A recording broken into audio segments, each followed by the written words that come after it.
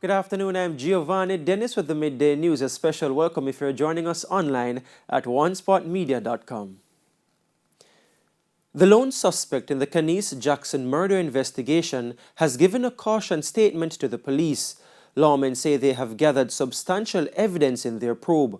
The suspect, a 50-year-old mechanic, was known to the 20-year-old accounting clerk. Deputy Superintendent in charge of crime, Fitz Bailey, refused to say whether the suspect has confessed to the crime. Now, on Friday, Miss Jackson's body was found with a rope around the neck in bushes near Dyke Road in Portmore, St. Catherine.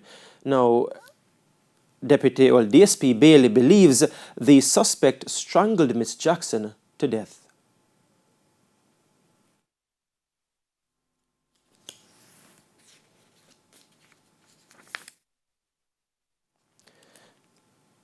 The original timeline for cruise ships to return to Jamaica in March has come and gone, and now uncertainty looms over when the sector will rebound.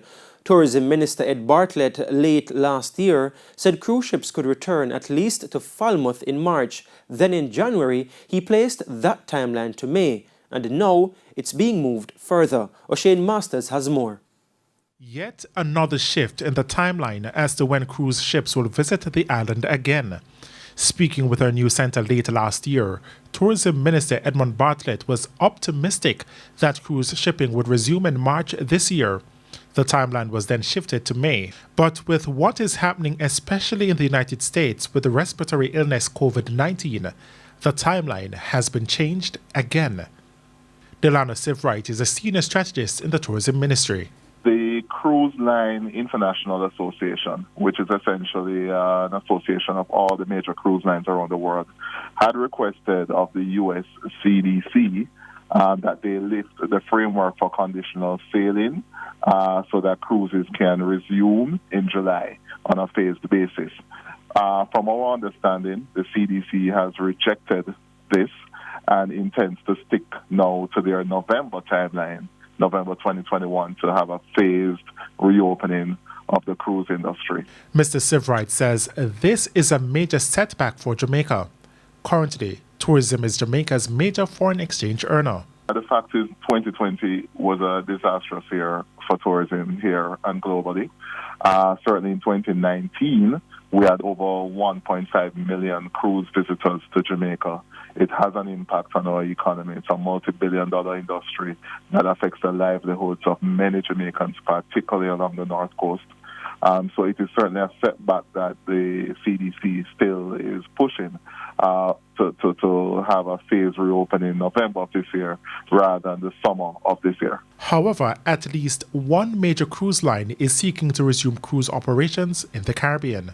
There are sensitive discussions happening in government right now with one particular cruise line, one major cruise line, about possibly home porting in Jamaica. So essentially people fly to Jamaica, fly into Montego Bay, then board their cruise ship here, and then go on a cruise around the Caribbean. In doing so, they'll be able to essentially get around the CDC restrictions. But of course, that's a sensitive discussion that will involve several agencies and ministries here in Jamaica on the way forward. O'Shane Masters, TVJ News. Manchester has been a periodic hotspot for COVID-19 cases over the past few months. The number of cases and deaths continue to increase as people continue to disobey the protocols and object to the vaccine. But stakeholders are insisting they will continue in their effort to educate and assist in fighting the virus. Herman Green reports. Mandeville, Manchester has had all experiences with COVID-19. A spike in early January, tighter curfew measures in February, healthcare workers out sick with COVID even as hospital wards are full of cases, and more recently, protest action against the vaccine.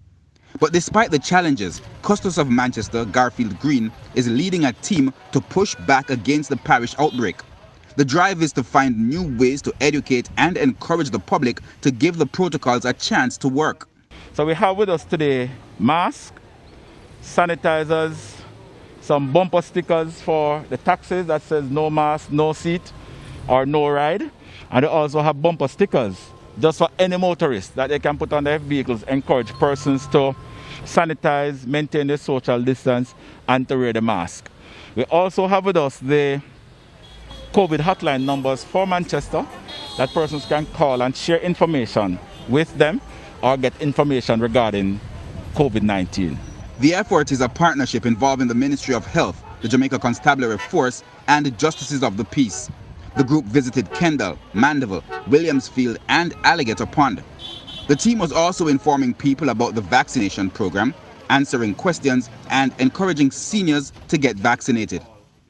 They have to register, and our Justices of the Peace are making themselves available for those over 75 who are some challenge in getting themselves registered. If you are aware of any persons that need help, they can contact the Office of the Customs, and we will put arrangements in place to help those persons to get registered and to come out and get vaccinated. The Health Ministry has turned its attention to Manchester recently, as in addition to disregard for the protocols, some people have protested in objection to the COVID-19 vaccine.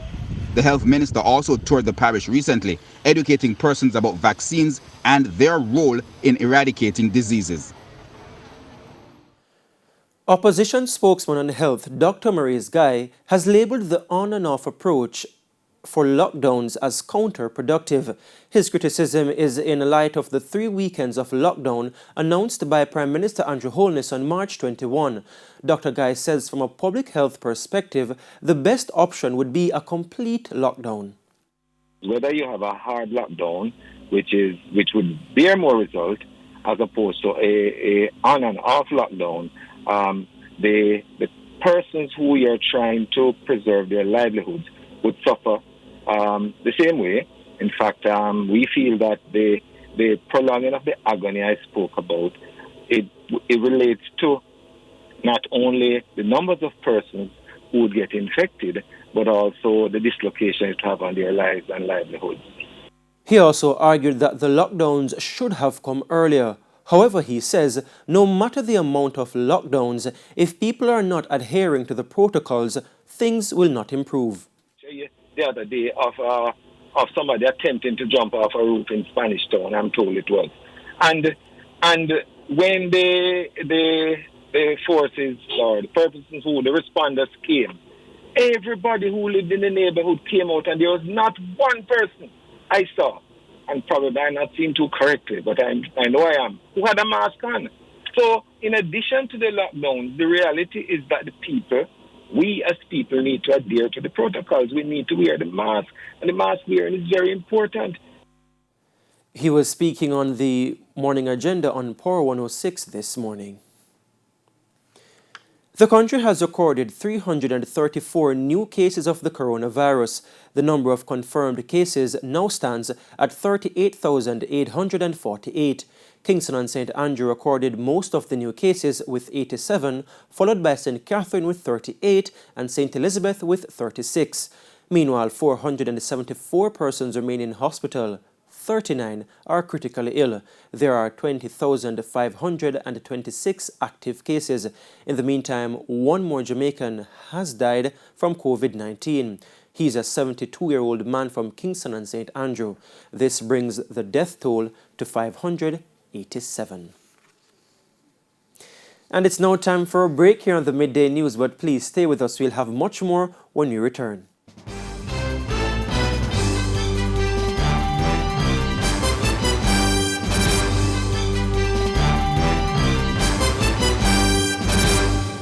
Welcome back, and we're continuing the news. And we're going back to an earlier story, or a lead story, where the lone suspect in the Canis Jackson murder investigation has given a caution statement to the police. Deputy Superintendent of Police in charge of crime, Fitz Bailey, refused to say whether the suspect has confessed to the crime. He gave a statement, a caution statement. It's some legal thing where he gave a caution statement. He gave a statement to the police. Let me use that way then. I'm not going to go into the detail of what he said in his statement. I know it has been said that he gave a confession. A caution statement is technically a confession, but not necessary. A confession of guilt. Can you say what happens from this point going forward? Well, the matter continues. The investigation continues. He will be interviewed in the presence of his attorney. Hopefully today, that interview should be ongoing now. And then after the interview, we will make a determination based on the assessment of where we go from there. Come this weekend, more businesses will be able to participate in the e-commerce National Delivery System, ENDS. Minister without portfolio in the Ministry of National Security, Matthew Samuda, says the open registration portal should be operational by Wednesday. The pilot program, which has been running in Portmore St. Catherine since last Friday, has sparked the interest of some small business operators, particularly those in rural Jamaica.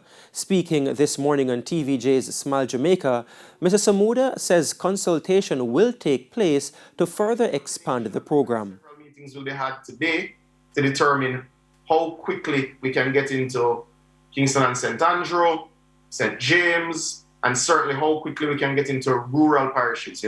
One of the things that has been, been raised is, well, what about us? What about us? I said, this is a pilot, and Portmore gave us the best opportunity because of the nature of Portmore and of course. to test this system. So we are intent on extending this test as quickly as possible.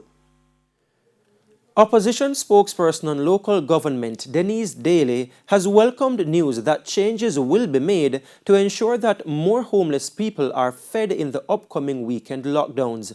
On Sunday, several people living on the streets of the corporate area and St. Catherine claimed they were abandoned during the lockdown. In response to the concern last evening, the mayor of Spanish Town, Norman Scott, said meals were delivered to the homeless centers in specific location. However, he says special arrangements will be made so that more people can be fed. Now, I have no doubt that something was done over the weekend. What was done was not enough. I don't think it was far-reaching in terms of making sure that they were fully sensitized. And remember, it is the first weekend lockdown, so I would not want to bash anyone for last weekend. I'm just saying, for this weekend coming, I'm happy to hear that the mayor is taking further steps to ensure that they put the necessary provisions so that we will not have the complaint that we got weekend gone. And for the corporate area, Mayor of Kingston, Delroy Williams, says he's engaging more people to help with feeding the homeless for the next lockdown weekend. Ms. Daly is hoping a similar approach will be made in other parishes. A concerted effort is being made for there to be more equitable distribution of help globally for any other health pandemic which should arise. More in this report. A pandemic treaty. That's what the World Health Organization is now seeking to get passed to deal with future health emergencies. It comes following the hoarding of COVID test material and vaccines currently as the world continues its fight against the respiratory virus. We cannot do things the way we have done them before and expect a different result. We must act boldly. Without an internationally coordinated, all of government, all of society, one health approach to pandemic preparedness and response, we remain vulnerable. The WHO Director General, Dr. Tedros Ghebreyesus, says the unfair distribution of vaccine and other help to deal with the virus is more evident in poorer regions. Hence, he says the treaty is needed. Some of the key issues of the treaty will include resilience building to pandemics and other global health emergencies with robust national and global preparedness systems. It will also ensure timely and equitable access to pandemic countermeasures, which includes vaccines and funding. The treaty, which could be taken forward by the World Health Assembly, would be based on the WHO Constitution, including the principles of health for all and no discrimination or non-discrimination. Ultimately, of course, how such a treaty is developed and what it looks like and whether it's ratified is a matter for our member states, the nations of the world. The push for such a treaty is being spearheaded by President of the European Council. Immunization is a global public good, so we need to be able to develop, manufacture, and deploy vaccines as quickly as possible. And we also need to ensure universal and equitable access to vaccines, medicines, and tests. COVID-19 has exposed weaknesses and divisions across our societies. And now it's time to come together as one global community to build a pandemic defense for future generations that extends far beyond today's crisis. In the meantime, Dr. Ghebreyesus says that China and the United States will still be included in discussions on the treaty, despite their state leaders not signing an open letter agreeing to work towards it. O'Shane Masters, TVJ News. Further afield, a World Health Organization draft report has found that COVID-19 probably came to people through an animal and likely started spreading no more than a month or two before it was noticed in December of 2019. More from the CNN. If we let our guard down now, we could see a virus getting worse, not better. This virus that's caused millions of deaths around the world. COVID-19 can be characterized as a pandemic. That was March 11th, 2020. But exactly when did this start? How? And where? The World Health Organization has a 400-page report on its probe into the origins of COVID-19, finding it likely started spreading no more than a month or two before it was noticed in December 2019 with a cluster of pneumonia-like cases connected to the Huanan seafood wholesale market in Wuhan, China. One author of the report says the most likely path this virus took was from a bat that infected an animal at a wildlife farm, animals that were sold in wet markets like Huanan. But the report draws no absolute conclusion about the origin of the outbreak, instead reviewing possibilities and judging them from most likely to least likely. But every hypothesis, there are 4 in all, still needs to be more fully investigated. All hypotheses are on the table and warrant complete and further studies. There are also recommendations about what the next steps should be, which is why the WHO says this report is really just the beginning. And in sports, at sports time, Sri Lanka are 18-1 in response to the West Indies 354. Thirimana is not out on 17, and with him is Fernando, who is yet to score. Now, Alzari Joseph has taken the lone wicket to fall for the West Indies. Now, earlier, the West Indies were bowled out for 354 inside 112 overs against Sri Lanka on day 2 of the second test, this in Antigua. The Caribbean side, who began the day on 287 for 7, added a further 67 runs. Skipper Craig Brathwaite, who began the day on 99, went on to make his 9th test century and was the last wicket to fall. He made 126. Antiguan Rakeem Cornwall also chipped in with 73. Suranga Lakamal took 4 for 94 for the visitors, while Dushmantha Shamira also chipped in with 3 for 69. The first test ended in a draw. Now, if the Caribbean side beats Sri Lanka, then the West Indies will move up to 7th in the test rankings. And that's the Midday News. I'm Giovanni Dennis. Join us at 7 for Primetime News. On behalf of the news, sports and production teams, have a good afternoon.